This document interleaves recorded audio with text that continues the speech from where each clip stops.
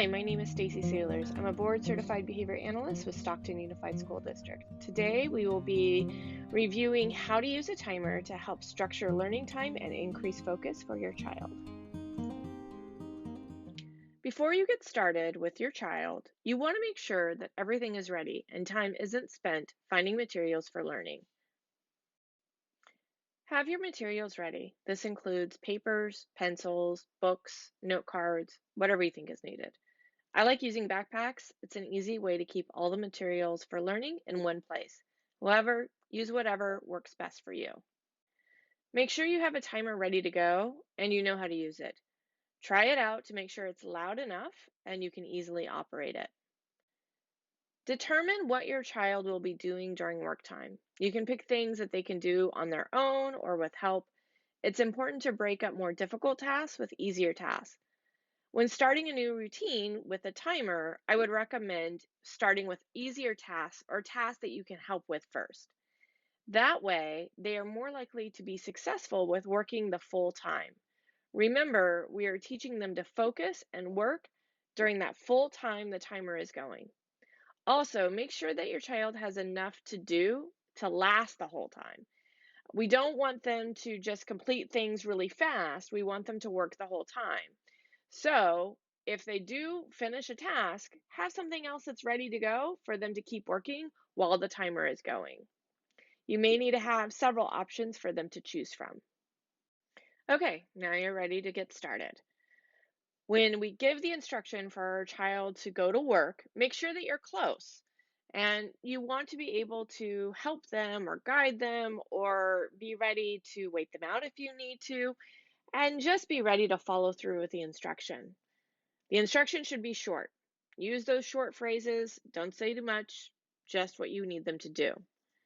Praise compliance, even the little steps like getting up, letting them help you, walking to the work area.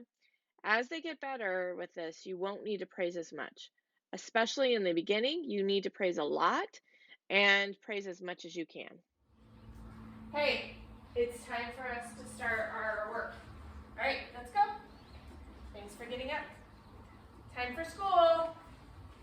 Nice work. Thanks for getting up the first time.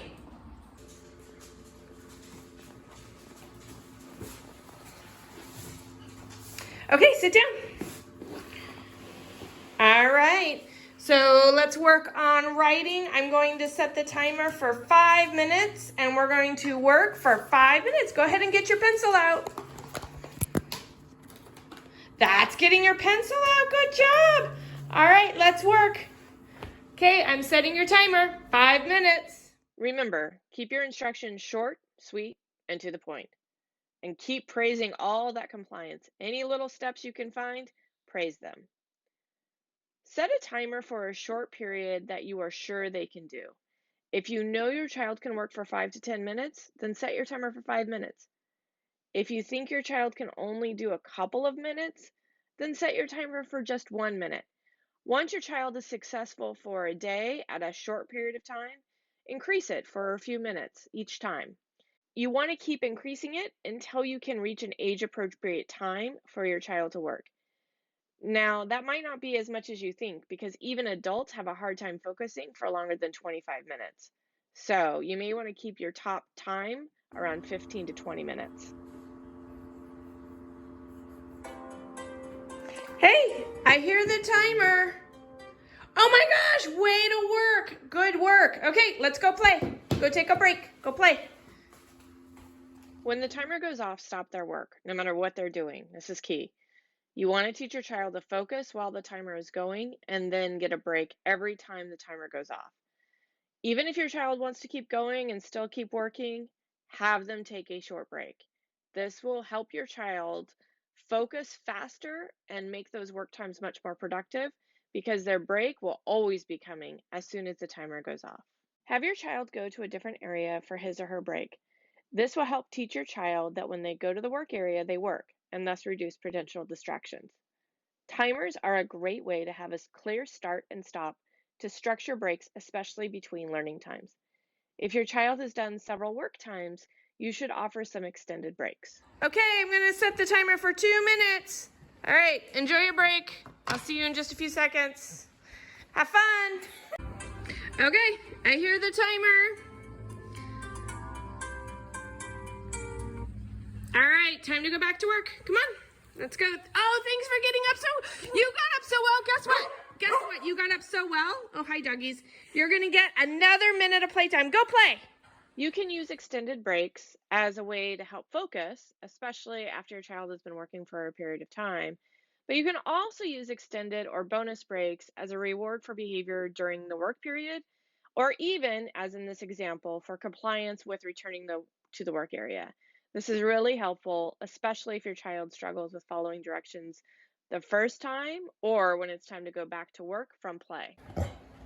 Okay, I hear the timer again. All right, back to work. Come on, I'll help you up. No, thanks for letting me help you. Let's go back to work. Good job. I like how you're going all the way back to work. All right, this time we're gonna read together.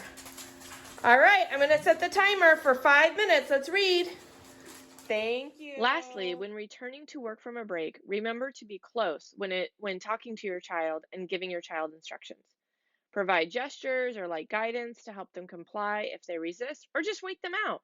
Praise all compliance, even if it's allowing you to help them or just standing up. Keep all your language short and sweet and to the point. Focus on what they should be doing rather than what they shouldn't be doing or what they may be doing instead. For example, if you need your child to stand up, tell them to stand up rather than saying, "Don't just sit there." And when they do, praise them. That's it. Good luck and happy learning.